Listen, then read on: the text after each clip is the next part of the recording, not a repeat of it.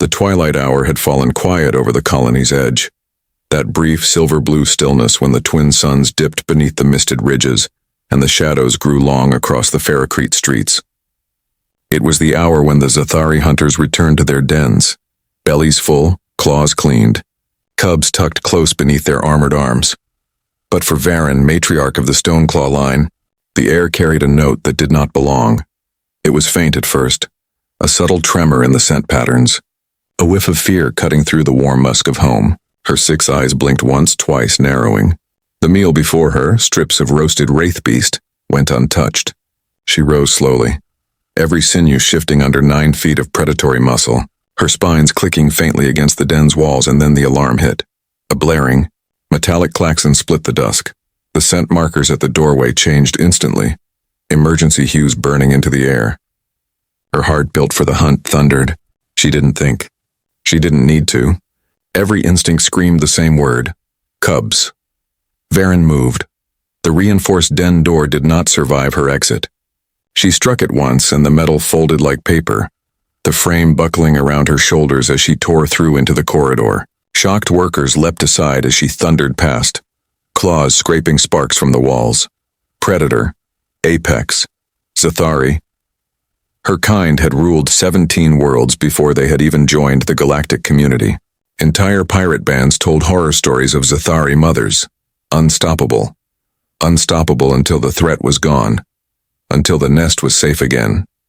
And now, her nest was empty. Administrator Theeks, she roared, voice echoing like an avalanche. Thex, a slender Quellan whose species relied more on bureaucracy than bravery, practically flattened himself against the corridor wall as Varen's shadow engulfed him. His frills pulsed yellow with terror. We're searching, he stammered. Every section of the habitat grid, every... Varen didn't wait to hear the rest. Her claws slashed the air as her nostrils flared, tasting the scent codes that lingered like heat signatures in the cold. Her cubs were only 3 months old, barely able to retract their combat spines, still clumsy when they tried to pounce. Yet their scent was unmistakable. Warm, sweet, sharp-edged with curiosity. She tracked it instantly, leading out of the den complex away from safety, toward the wild perimeter that bordered the settlement. Her blood chilled. The perimeter housed creatures even Zathari avoided unless armed. But then her senses caught something else. Faint traces mixed in with her cub's scent trail. Synthetic oils, iron dust, the faint ozone of human technology. Humans. The word alone made her claws flex. The newest arrivals to this world, the bipedal Deathworlders, the species whose soldiers had broken the crushed dominion, the same dominion that had once conquered an entire spiral arm through sheer brutality. Humans had resisted, fought back, and won. They were smaller, weaker, slower, yet they had won. Every intelligence file Varen had read spoke of them with unease. Adaptive aggression, unpredictable empathy, cultural madness. She remembered the rumors, soldiers who sang while dying, medics who shielded enemies from shrapnel, colonists who built farms on planets where storms tore steel apart.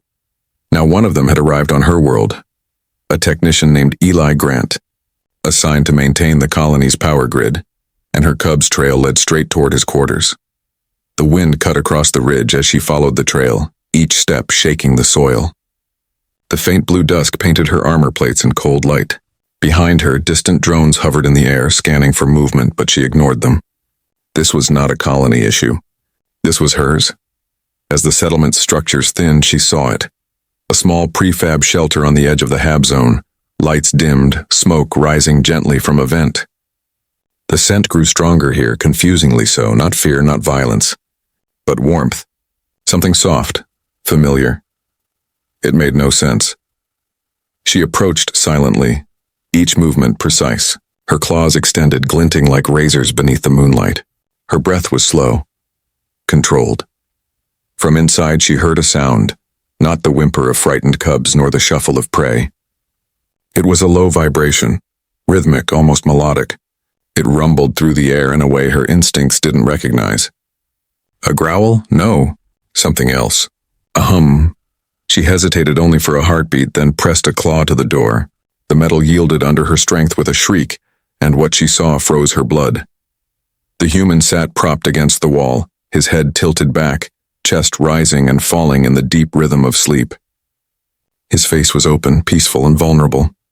His clothes were torn at the shoulder, a small mark visible on the fabric, but that wasn't what stopped her breath, because there, curled against his chest like twin shadows, were her cubs, one nestled beneath his chin, the other sprawled across his arm, both fast asleep, tiny spines retracted, claws loose. They were purring, that deep subsonic vibration, the sound of absolute safety.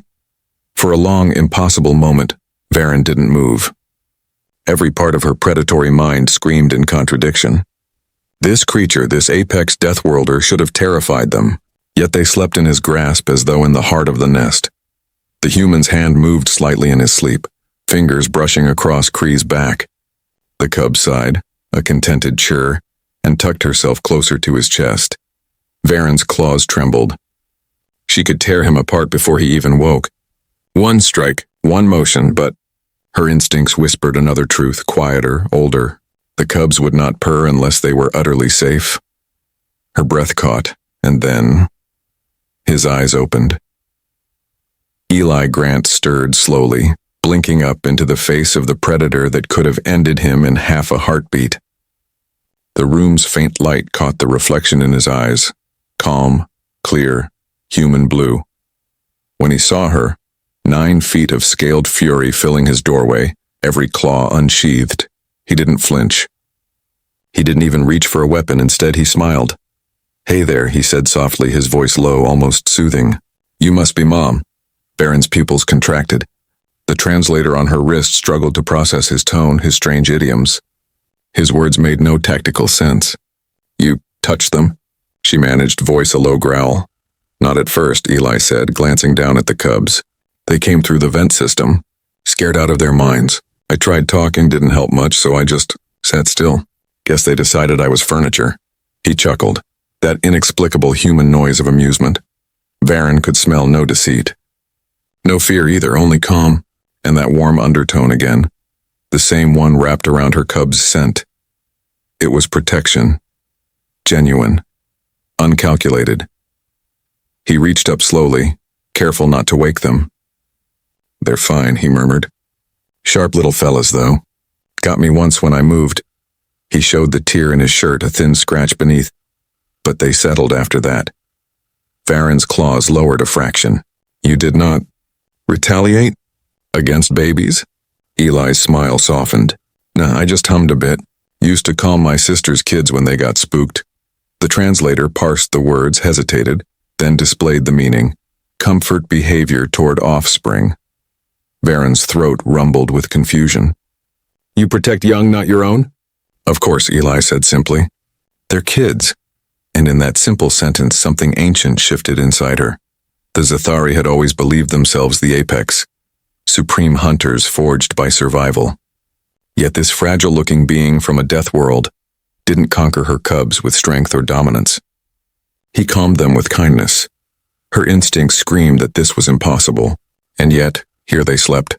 2 predators wrapped around a human heartbeat. The galaxy had never prepared her for this. The room remained suspended in a fragile, almost sacred stillness. Only the faint hum of the air recycler and the soft breathing of 3 living beings disturbed the silence. Varen stood motionless, her vast form casting long shadows across the dim quarters.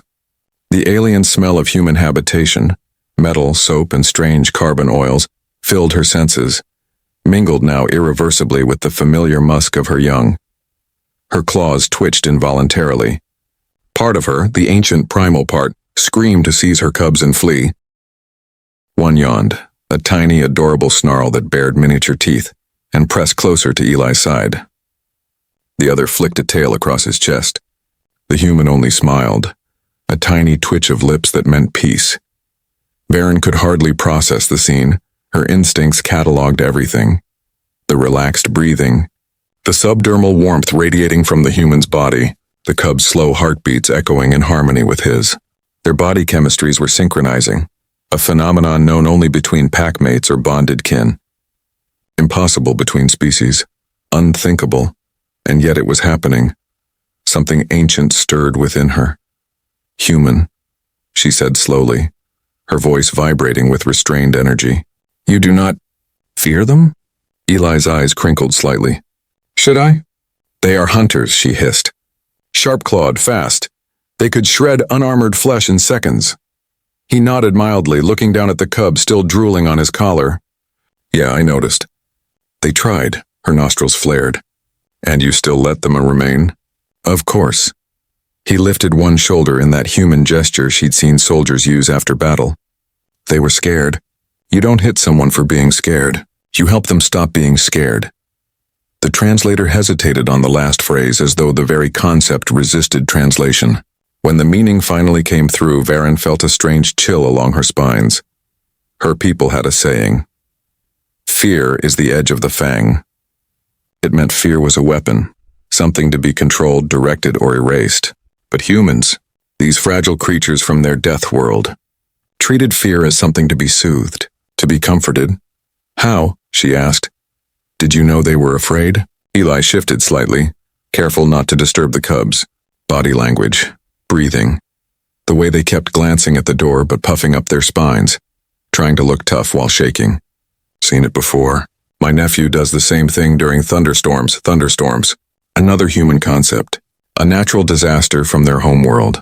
Violent electrical storms that could flatten trees and split mountains. And they let their young live through that? No wonder their species survived everything the galaxy threw at them. Varen's gaze softened, though her claws remained unsheathed. You recognize their emotions. By observation alone, he smiled faintly.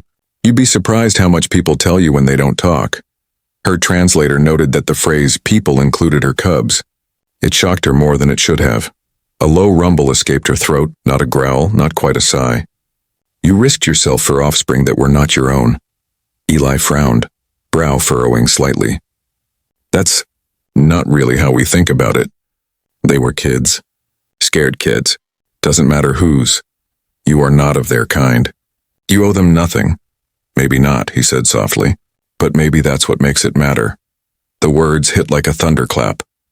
Varen's mind flickered with memories. The endless military briefings, the dissected combat reports, the xenopsychology papers that tried to explain why humans were so terrifying in war. None of them had captured this. They'd spoken of strategy, of fearlessness, of madness wrapped in logic. But not this. Not the quiet, unshakable conviction to protect what was small, fragile, helpless. That was the true apex instinct. To kill when necessary was simple. To protect when unnecessary, that was power beyond comprehension. The cubs stirred again. This time the smallest Shen blinked his amber eyes open and chirped sleepily. His gaze found his mother, towering, armored, lethal, and he chirped again, pure happiness in the sound. Varen's throat tightened. Her cub scrambled awkwardly to his feet on Eli's chest, small claws pricking through the fabric. The human didn't flinch. He merely raised a steadying hand to keep the little one from tumbling. Hey there, little guy, Eli murmured, his voice barely above a whisper. You had quite the adventure, huh? The cub blinked up at him, confused by the tone but lulled by the cadence. He tilted his head, then gave a small sleepy purr before climbing toward Varen's outstretched arm. Eli helped, moving slowly, gently guiding the cub with one hand. When Shen finally reached his mother's grasp, Varen could feel the warmth still clinging to his scales, the warmth of safety, of comfort. She looked down at the human, and for the first time she didn't see a rival predator. She saw something older, something that remembered what it meant to protect without reason. You have done what even my kind might not, she said quietly. You have guarded that which could have killed you. Eli rubbed the back of his neck. Not really. They're babies. You don't hold that against them. Her translator offered a cultural annotation, holding against a Kubrauting assigning blame. Her species had no such phrase. Predators did not need forgiveness, and yet somehow, she envied him. Her gaze drifted across the small human habitat, the strange trinkets hanging on the walls, the photographs pinned to the metal surface. She leaned closer. The images confused her. Young humans playing in open fields beneath a single yellow sun, laughter frozen in motion. Tiny creatures and their offspring, riding on the shoulders of adults, packs, clans, families. Eli followed her gaze. My sister's kids, he said. Back home? They look soft, Varen murmured. He chuckled. Yeah, they are. But they're tougher than they look. You'd be amazed what a kid can survive with enough love and pancakes. The translator hesitated. Pancakes produced an error. Varen decided it didn't matter. The meaning was clear. Warmth, care, protection. You protect your young with the same ferocity you fight with, she said. Is that why the galaxy fears you? He blinked, then laughed, a quiet, disbelieving sound. Fears us? I don't think that's the word I'd use. Then what word would you use? Eli looked down at the sleeping cub still resting against his arm. His expression softened again. Maybe misunderstands. For the first time, Varen's scales dimmed from war black to soft silver, the color of thought among her kind. Perhaps, she said softly. But misunderstanding can be dangerous. Yeah, Eli said. So can empathy. Outside, the colony lights flickered against the gathering night. Somewhere far off, the security drone still searched the wilderness, unaware that the crisis had already found its resolution, not in violence, but in understanding. Varen gathered both cubs close, their bodies humming softly with contentment. But as she prepared to leave, her gaze lingered on the human once more. Something told her this encounter was not the end of their story, because in this small act a human, cradling two alien predators without fear, she had glimpsed the truth buried beneath centuries of conflict and rumor. The galaxy feared humanity's strength. It should have feared their gentleness. The corridor outside was still humming with search drones when Varen stepped out into the night. The air was cool and thin, laced with the mineral tang of the highland winds. Behind her, the human's quarters glowed faintly, a small, warm light in a world that suddenly felt far less hostile. Her cubs nestled against her chest, purring softly, the vibrations running through her armor plates. For the first time since the alarm had sounded, Varen allowed her breath to slow. Every instinct told her to return home, seal the den, never let the cubs out again, and yet, she didn't move. Something about what she had seen, that quiet act of impossible peace, had unsettled her far more deeply than any predator could. She looked down at her young, still half asleep. They smelled of human. The faint traces of metal and warmth in the Zathari Hall of Clans beneath banners woven from the skins of fallen enemies. Varen stood before the council. The air was heavy with tension, the sharp musk of dominance and challenge. Dozens of eyes turned toward her. Warriors whispered among themselves. She did not speak immediately. Instead, she placed both her cubs down upon the cool stone floor. They blinked up at her, confused, then sat obediently. Finally, she lifted her gaze. Council of the Claws, she began, her voice steady. Last night my offspring were taken from my den. A murmur rippled through the hall. Every parent there knew what that meant. To lose one's young was the greatest shame and the greatest rage. They were not stolen by beasts, nor by raiders. They wandered and found shelter among the humans. Now the murmurs turned sharp, hisses of disbelief, disgust, curiosity. Varen continued. When I found them, they slept upon the chest of one called Eli Grant, a technician. A human, they were unharmed. They were comforted. One of the counselors, an old scarred, his spines dull with age, leaned forward. You claim a human tamed your cubs? Varen's gaze cut to him like a blade. No, she said. He did not tame them. He soothed them. Laughter rippled through the chamber, harsh, derisive. You expect us to believe such weakness exists among predators? Another hissed. They are deathworlders. They kill without thought. Varen's spines flared, and yet he did not kill. The laughter died instantly. I have seen predators my entire life, she continued, her voice rising. I have fought beside them, bled beside them, slain them. But this human, this creature of war, held my young as though they were his own. He did not seek dominance. He offered peace. The word felt strange on her tongue, but she said it anyway. A silence settled over the hall. Even the ancient banners seemed to still. Perhaps, Varen said softly, we have misunderstood what makes them dangerous. Later that day, Varen returned to the outer settlement. She found Eli where she had left him, crouched by a power relay, tools scattered around, humming softly to himself. He looked up when she approached. Morning, he said casually. Door still works? Farine blinked at him, unsure whether he was mocking her again. You are unafraid, should I be? You faced me, she said. You faced what your people call a nightmare species. And you did not tremble. Eli's grin was small but sincere. Lady, I've seen things way scarier than you. Bureaucrats with clipboards for one.